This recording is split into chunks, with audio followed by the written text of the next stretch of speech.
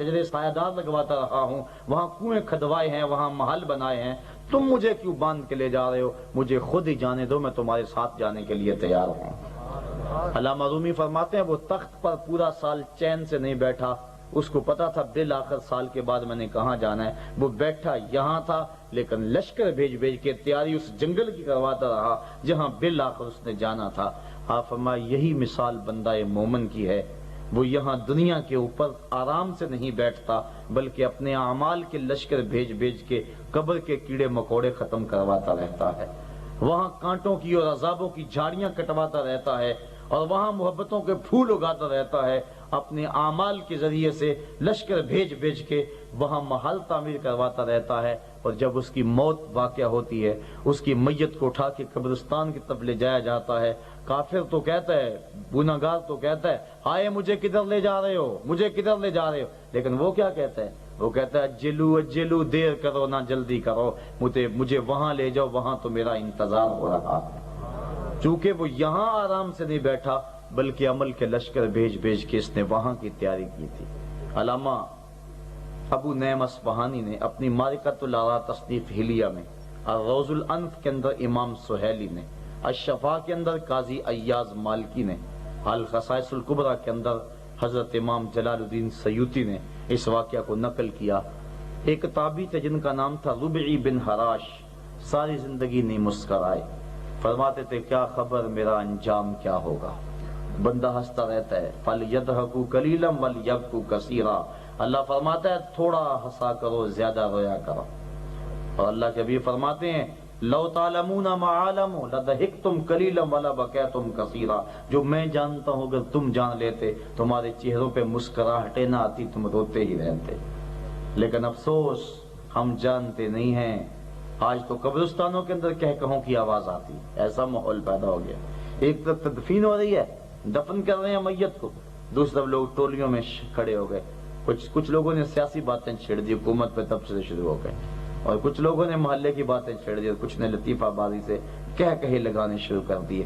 قبرستانوں میں کہے لگتے ہیں، حالانکہ عبرت کی جگہ اللہ کے حبیب فرماتے ہیں نہیتکم عن زیارت القبور فزوروها لانها تذکر الاخرہ، میں تمہیں قبرستانوں میں جانے سے روکا کرتا تھا لیکن اب حکم دیتا ہوں کہ قبرستانوں میں جایا کرو، کیونکہ قبرستانوں میں جا کے آخرت کی یاد آتی ہے۔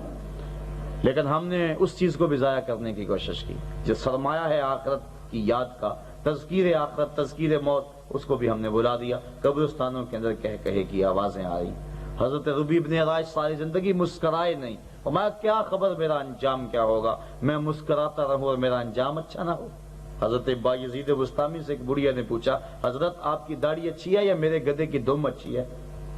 آپ نے ٹھنڈی آہ بھری، فرمایا اگر میرا خاتمہ ایمان پر ہو گیا تو یہ میری داڑھی اچھی ہے، ورنہ تیرے گدھے کی دم ہی اچھی ہے۔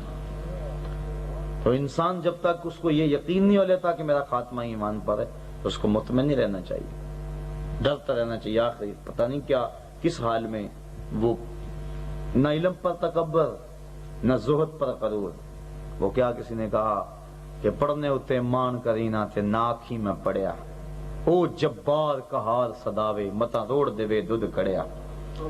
ایسا بھی ہوتا ہے، بندہ کنارے پر لگا برباد ہو جاتا ہے۔ تو اس لیے جب تک ایمان پر خاتمہ نہ ہو جائے اتنی دیر تک بندے کو مطمئن نہیں آنا چاہیے، ڈرتا رہے اللہ سے، یا اللہ میرا خاتمہ ایمان پر کر دے۔ بہت بڑی دولت ہے، سرمایہ ہے اگر ہم ایمان کی سلامتی سے دنیا کے ساتھ چلے جائیں، اس سے بڑا سرمایہ کوئی نہیں، ساری نعمتیں اس کے بعد بندے کو نصیب ہوں گی۔ تو ربیع بن حراش ساری زندگی نہیں مسکرائے، فرماتے تھے کیا خبر میرا انجام کیا ہوگا۔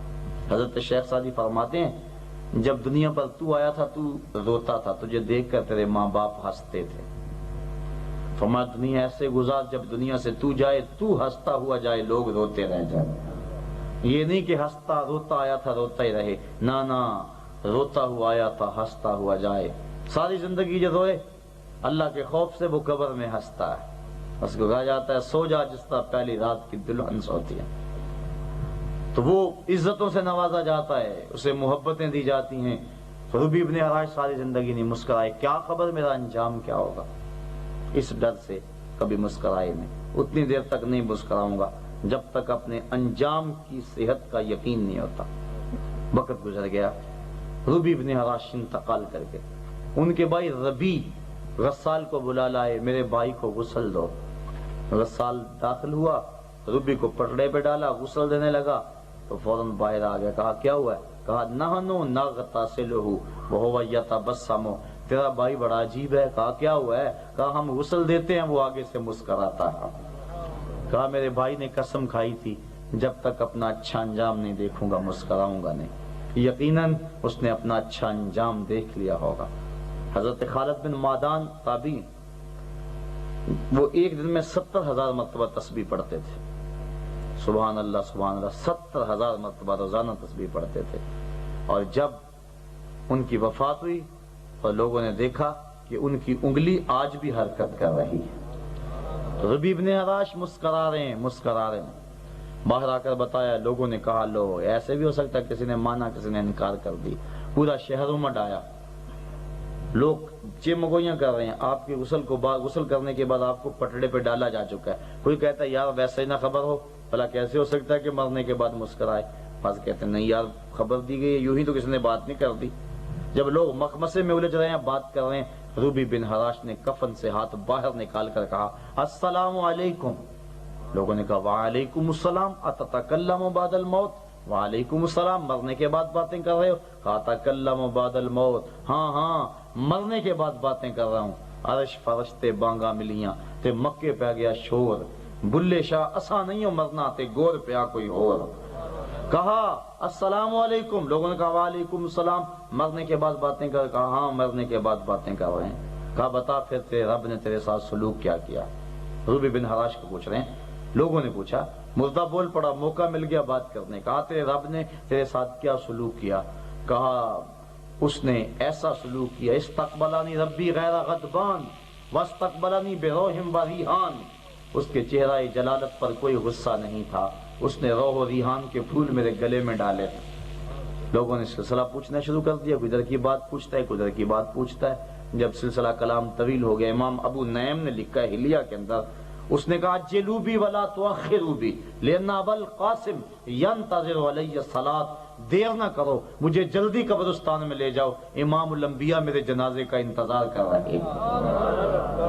تو جو ساری زندگی نہیں مسکرایا خدا کے خوف سے, آج مرنے کے بعد مسکرا رہا ہے. اور جو ساری زندگی ٹھٹھے مار کے ہنستا رہتا ہے قبر میں, اس کے لیے اندھیروں کے علاوہ کچھ نہیں ہوتا. یہ چند دن کی زندگی ہے, آخرت کی فکر میں گزارنے, مالک کے روبرو پیش ہونا ہے, ایک ایک چیز کا حساب دینا ہے. ثم لتسألن یومئذ عن النعیم, ایک ایک نعمت کے بارے میں پوچھا جانا ہے. حضرت امام باقر ٹھنڈا پانی نہیں پیتے تھے. کسی نے پوچھا حضور کیوں نہیں پیتے؟ فرمایا میں تو ڈرتا ہوں کہ کہیں اس کے حساب میں پکڑا نہ جاؤں. کہاں ہم اور کہاں وہ لوگ, اور ان کی احتیاطیں دیکھیے. تو اللہ تعالیٰ جل شانہ فرما رہے ہیں دیکھو ہر جان دیکھے اس نے آنے والے کل کے لیے آگے کیا بھیجا ہے, قبر کی کیا تیاری کی ہے. میں دیکھوں آپ دیکھیں, درس قرآن بھی سن رہے ہیں, میں بھی اپنے گریبان میں جھانک کر کے دیکھ لوں, آپ بھی اپنے گریبان میں جھانک کر کے دیکھ لیں. ہاں ہاں صاحبو, میری یہ باتیں آپ کے فائدے کی باتیں ہیں. یہ کڑوی ضرور ہیں, کسیلی ضرور ہیں, لیکن شاید یہ محبت کا انداز ہے جو میں آپ سے اس لہجے میں بات کر رہا ہوں. قیامت کے دن پچھتاوا لگے گا, ہائے وہ جو چیخ چیخ کے بول رہا تھا اس کی بات کو ہم سن لیتے اور آخرت کی تیاری کر لیتے, آج پریشانی نہ ہوتی. اس دن تو اتنا پچھتاوا ہوگا کہ نیکوکار بھی پچھتاوے گا, بدکار بھی پچھتائے گا. بدکار تو پچھتائے گا ظاہر ہے, نیکوکار کیوں پچھتائے گا؟ بدکار اس لیے پچھتائے گا اس نے گناہ کیوں کیے, اور نیکوکار اس لیے پچھتائے گا اس نے تھوڑی نیکیاں کیوں کی, جو تھوڑا سا وقت اس نے ضائع کیا تھا وہ بھی برباد کیوں کیا. میں زندگی کا ایک ایک لمحہ جو ہے وہ نیک عمل کرتے ہوئے ہی گزارنا کیوں دیا, تو وہ بھی پچھتائے گا. لیکن اس دن پچھتانے کا کچھ نہیں ہوگا. وقت پر کافی ہے, ایک قطرہ بھی آب خوش ہنگام کا, جل گیا جب کھیت برسا می تو پھر کس کام کا.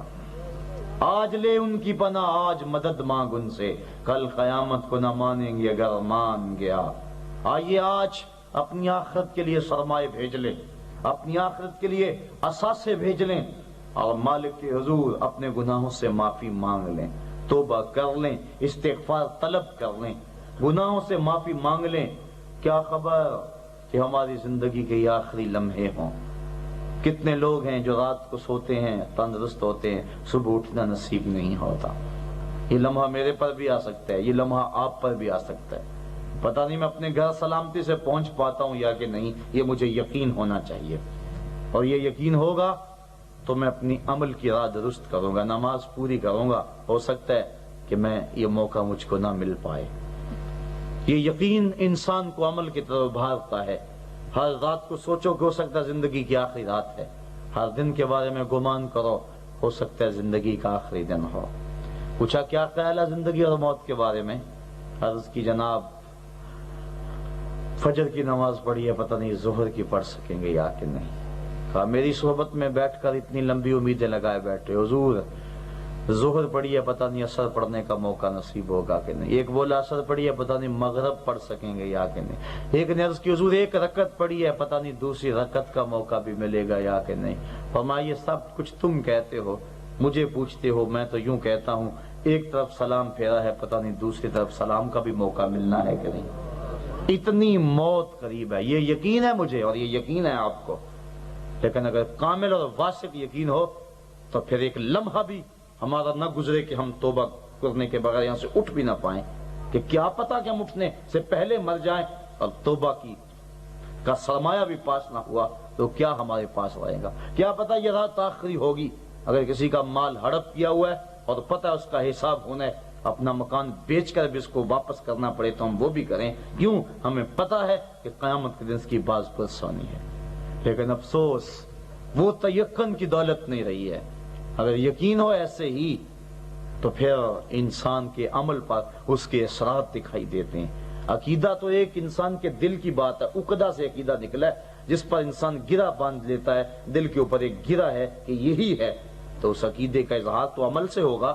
اگر عقیدہ ہے کہ کیا پتا کہ ابھی موت آ جائے، کل موت آ جائے، تو پھر حقوق اللہ اور حقوق العباد کی تلافی چاہیے۔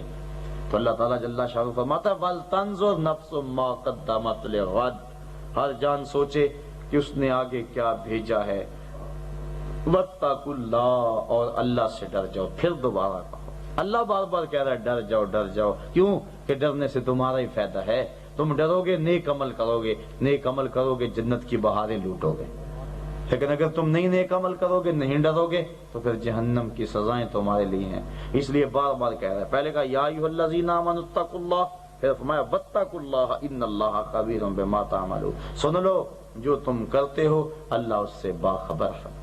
یہ مت سمجھو کہ وہ نہیں دیکھ رہا، تمہارے ایک ایک عمل سے آگاہ ہے، تمہارے ذہن کی سکرین پر جو خیال آتے ہیں وہ اس سے آگاہ ہے، جو دلوں کی دھڑکنوں میں خواہش جنم لیتی ہے وہ اس خواہش سے آگاہ ہے، بند کمروں میں جو کرتے ہو اس سے آگاہ ہے، ہوٹل کے کمروں کچھ میں جو کرتے ہو اس سے آگاہ ہے، چشموں کے کنارے گواہ ہیں، پہاڑوں کی وادیاں گواہ ہیں، تمہاری خلوتیں، تمہاری جلوتیں، تمہارا لہجہ لہجہ تمہارا مالک دیکھ رہا ہے۔ آرا زبیب النملۃ السودا، تمہارے مالک کا یہ دعویٰ ہے کہ کالے پہاڑوں کی اوٹ میں، کالے رنگ کے غار میں کالی سوراخ چیونٹی کی، اور اس میں رینگتی ہوئی چیونٹی، اور پھر اس کے قدموں کی سرسراہٹ، اور پھر اس کے قدموں سے سینہ سنگ کے اوپر ایک وہمی اور گمانی لکیر بنتی ہے۔ تمہارا رب اس لکیر کو جو پہاڑوں کے دامن میں جو غار ہے، اس غار میں سوراخ ہے، اس میں چیونٹی چلتی ہے، اور اس